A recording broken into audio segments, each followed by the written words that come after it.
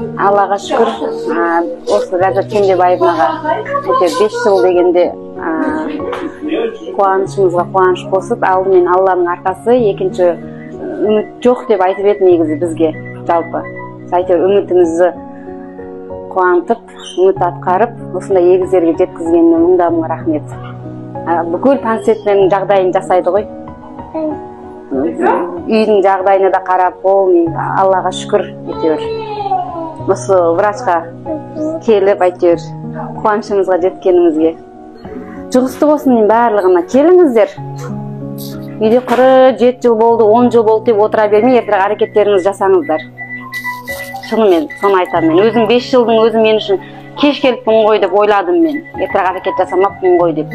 Үйде созып отпай әрекеттеріңіз жасап, осы Төле би 99-ға келіп, емделіп, әйтеуір біз сияқты қуанышты болып отыра беріңіздер.